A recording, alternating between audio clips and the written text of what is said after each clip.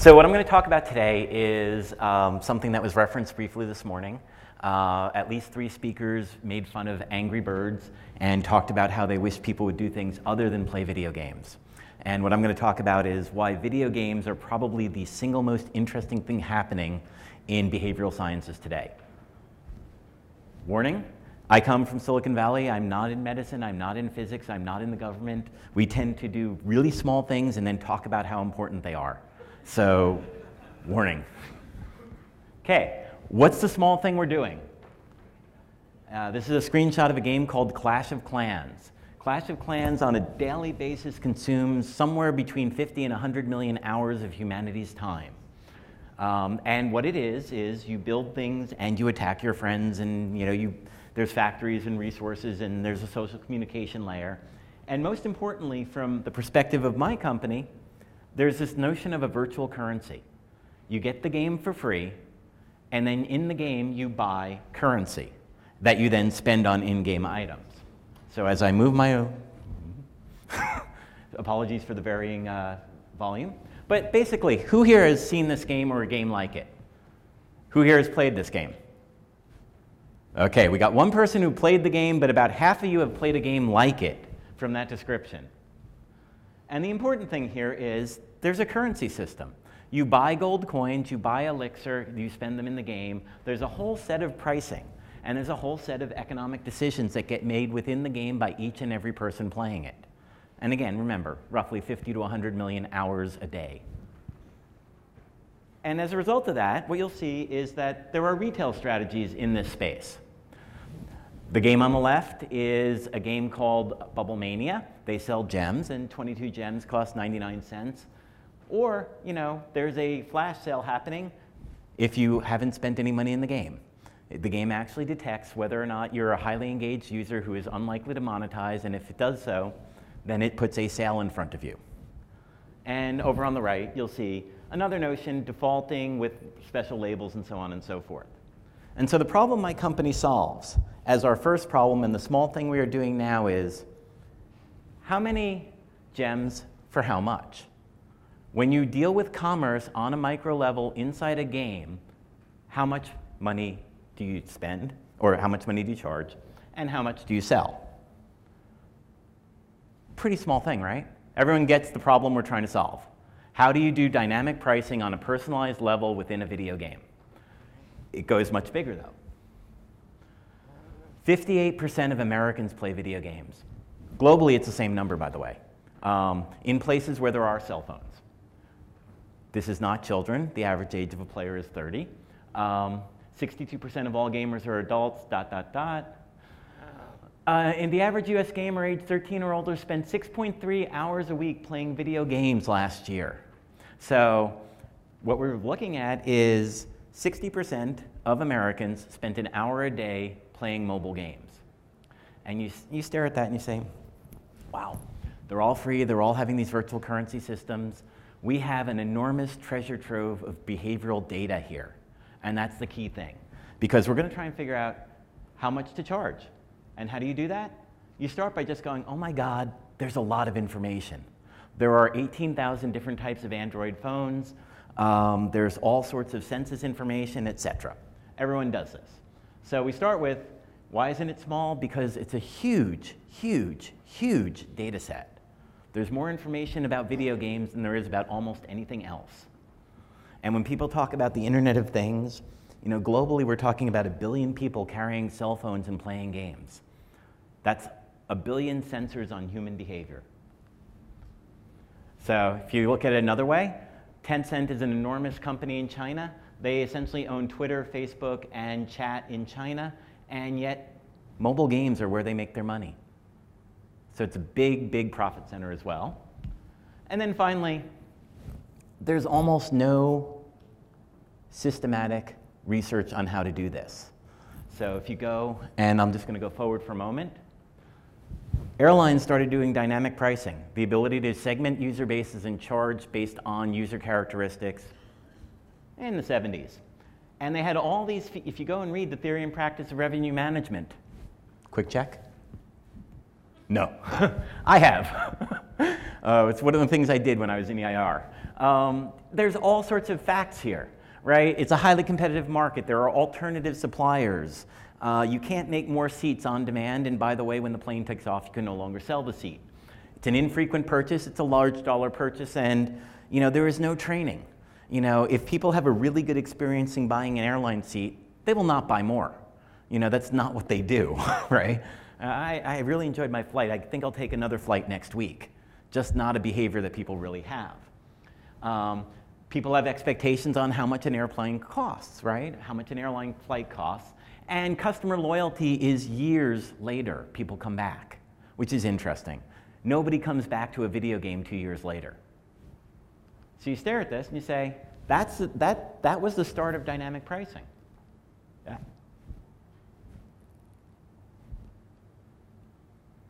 Okay, we've got an issue here. So I'm not seeing the, how does it get over there? Okay. And now I click full screen. Okay. And now I allow. Sorry, man. So, when you're dealing with digital content, you're sending digital media to a device consumed by an end user. Well, you can actually negotiate. You can offer them a price, and if they don't like it, you can offer them a different price later. That's not something the airlines are really capable of doing. It's sometimes done in consumer packaged goods. Does anybody remember Filene's of Boston? They had this really interesting price tag system where they had like 9 prices on the tag. And it was, this week it's this price, next week it'll be that price, next week it'll be that. And you could actually go and find something you liked and think, okay, I'm going to come back in 4 weeks, and if it's still on the shelves, that's the price I want. So they kind of had that in there. Are there competitive markets? At the beginning, when you first start playing a game, maybe. But by the time you're at level 100 in Candy Crush Saga, there is no substitute for that. You've invested in that game, you have skills in that game, you care deeply about that game, and there is no other supplier. Generally available rate cards. There's no sharing of prices. It's a fat thing on your phone, right? You can't go to your friend and say, hey, you can't email a URL like you can with Amazon. So pricing can be personalized. There's no really pre-existing anchoring. Who knows how much gold should cost in the new game? It's small, repeated purchases. There's a training effect here, and so on. So digital content turns out to be radically different from hospitality and consumer packaged goods. At a 30,000-foot level, well, we're trying to target the pricing at the consumer. At the detailed level, the problem is completely different. And I just want to point this out. When you have a phone, it's a long-term persistent identifier. You don't really give your phone to other people, right? You're the person on that phone. By the way, you installed the app, it's on the phone. It's a notion of identity in a way that, when you go to Amazon and you go from a different computer, you look up prices, you don't install the game on multiple devices. It contains a huge amount of information. It knows your location, it knows what's installed on it, it knows what's in memory, it knows the device capabilities, screen resolution, and it's the point of sale device. And this is like the single creepiest slide. You have a personal identifiable, personally attached to you, user-specific device with a lot of behavioral information, and it also happens to be the checkout stand. So, plus, other things happen here. One of the really interesting things this morning was a lot of the talks were about, I've got astronomical data, and it's got 5 different date systems, and one of my challenges is figuring out which date representation is in which piece of data, because I have data coming from all these disparate sources, and I'm trying to make sense of the data. Well, prices modify behavior. There's feedback going on here. You might say, well, really? Well, happy hour, right? It creates demand. It creates people going to it. The theory and practice of happy hour is actually subtle. When do you have happy hours in the real world? When do you have them in games? How do they work? Do they change behavior? There's a really nice thing, depending on whether you like it or not, it's the sunk cost fallacy. Once people have invested, they tend to invest more because otherwise they made a mistake in the original place, and you can't have that. So now, in a game, if you buy all of a sudden that game's much better because otherwise you were really stupid, right? So if you can get people to buy, they're going to buy again. And you see this over and over again. So not only do we have a structurally different problem, but it's got massive feedback loops in it. If you price right, you get people to buy more later on. You've trained them in the art of buying, and they are committed to it, and it's a sunk cost fallacy, or it's retroactive modification of their impressions. But it's really interesting. And of course, from a scientific perspective, we are finally in a position to answer, which is stronger, intertemporal price discrimination or operant conditioning? So intertemporal price discrimination is my favorite phrase of all time. It means waiting for a sale. No one in the economics literature talks about people waiting for sales. They talk about intertemporal price discrimination effects. And you stare at that and you figure it out, waiting for sales. But it's interesting because if you have a discounting strategy and it's obvious enough, people will wait. That is, in fact, the entire point of happy hour. People come at the appointed time to spend on the sale. At the same time, you're conditioning people to spend money in the game, and there's going to be certain impulses to do it. And will people wait for the sale, or will they just buy because they've been trained to do it? And of course, we can tell with a fair degree of accuracy when people are going to stop playing a game. So how do you change your prices if you know someone's about to leave? Do you? So that's why it's a big problem. Pretty interesting facts about how people behave. So first and foremost, there's a huge cultural effect as well. For reasons nobody understands, Brazilians really like city building games. They play them more, they spend more in them. Germans hate them. Don't know why, but it's true. You're looking surprised. Okay. Turns out that, monetization depends a lot on income and a lot on disposable income, and you see it all the time in terms of which phones buy stuff. You get this data from Google Play almost immediately, and you say Nexus 7 is about 3%, 2-3% of the market, but it's 6% of the spend consistently. Another thing that happens is if people are still playing the game after a certain period of time, and this is from one of our games, and faux pas, R code, sorry. But basically, there's a point at which somebody's been playing the game long enough and they haven't spent, and now they're used to playing the game without spending. And so they're never going to spend. And in this particular game, it's 8 days. If they haven't spent in the first 8 days, they're just gone.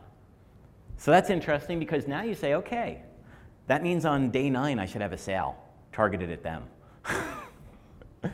Maybe. Lots and lots of other information. Men who own Xbox Ones tend to spend more. Can you tell that from a phone? It turns out you can. And if that doesn't, surprise you, sorry. More apps the user has installed, etc. People who buy earlier spend more. This is either a complete duh or an opportunity. Well, if they bought earlier, then they probably liked the game, and if they liked the game, they're going to spend more. Duh, right? And this is not a surprise. But on the other hand, it turns out that if you pull spend earlier, you get that sunk cost fallacy working for you. And so this actually is a self-reinforcing cycle.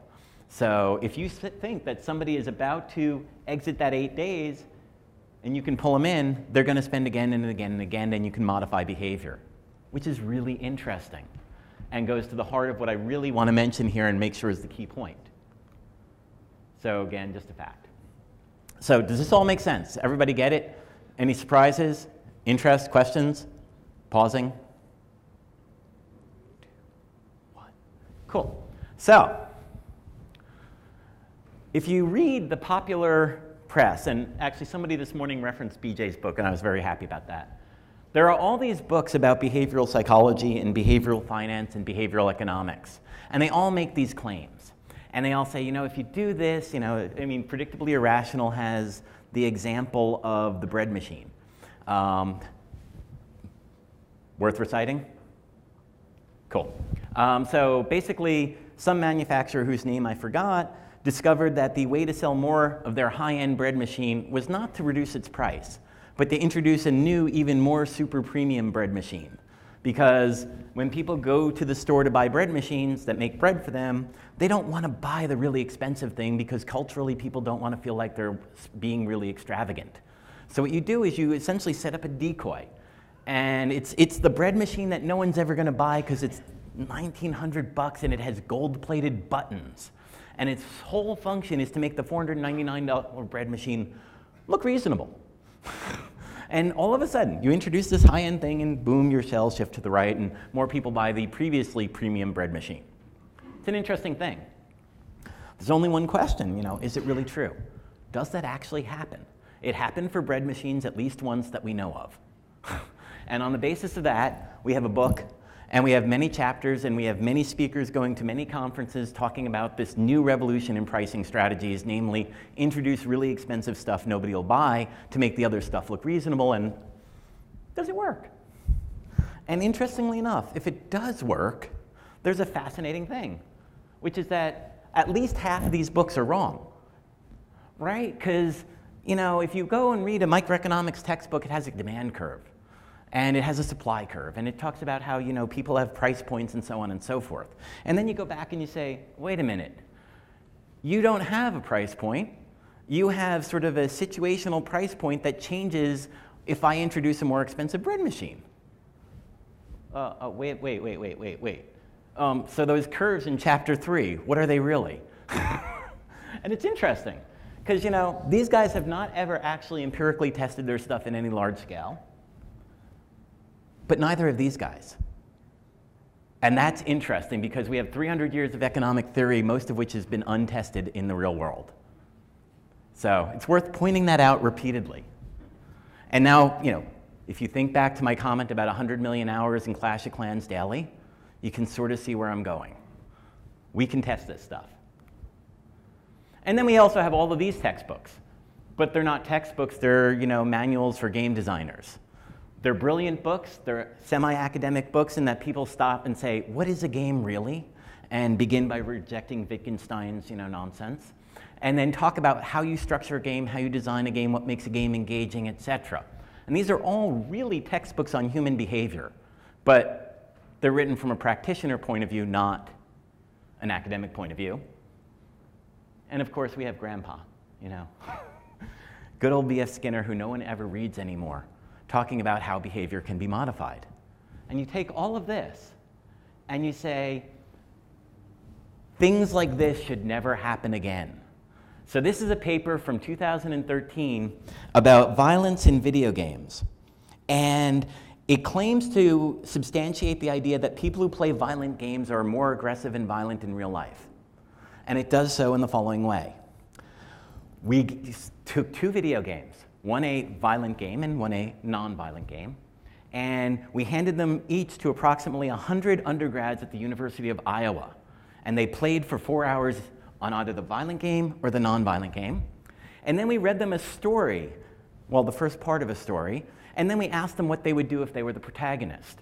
And they reported back on how they would behave in the story. And what we discovered is that when the people played the violent game, they had more violent responses in the story. And you sort of stare at that and you say, n equals 224. That's, what is that? That's noise. There's not enough data there to draw a conclusion. And the actual thing that you studied was self-reporting based on a hypothetical, imagine you're the protagonist after playing a violent video game. And by the way, there was apparently only one type of violent video game, the violent video game they chose, and all violent video games are the same. And you stare at that and you say, I would fail anyone who gave me that, who turned that work in my class. But it got repeated in over 1,000 articles in 2013 as part of the great debate over whether Grand Theft Auto 5 fostered antisocial tendencies. We can do a lot better. We have these games. They have, how many players? I've got to go way back for that, but 58% of Americans are playing an hour a day. We've got a vast amount of data here. We know that people play differently. And we've got all these books and all these theories and all this speculation on human behavior over the past, these are all from the past 10 years. These are from the past 300 years. And by the way, I think The Wealth of Nations is a great book. By saying it has untested but testable hypotheses, I'm not saying it's a bad book. I'm just saying we can now actually determine whether it's a true book. We have other theories of how people behave. And we have the current state of the art in behavioral science, which is to ask a bunch of undergraduates how they'd behave in a hypothetical situation and then summarize it. So this is actually something I'm really fascinated by. This is Ted Castronova. He's an economist at the University of Indiana. And he has an open offer saying that he will work with any game company anywhere to help them design economic systems, because he is really curious about what makes for good money. Classically, there's a definition of money, store of value, highly fungible, etc. His point of view is, now that we have essentially these enormous petri dishes we call games, we can actually test what makes for a good economic system. We can actually test core assumptions that have been embedded in the way we think about economies for 300 years. And that's kind of fascinating. So where are we right now? This is just, my company. We actually have an economic system up and running. We have customers, they're live. We are doing things like, if you remember back to that slide that said you don't buy it after 8 days, well, then we should start offering you discounts on day 14. Why not? It's an experiment. Can we change that curve? And we have enormous amounts of semantically rich and clean data puddling up right now. One of the really interesting things this morning was a lot of conversations around cleaning data or understanding what data means. We've essentially built SDKs so that we get the data clean. We don't know what it means, and we have these feedback mechanisms that are not present in other systems, but at the same time, we have an enormous amount of data starting to gather, and it's all about behavior. So that's what we're doing. That's the talk.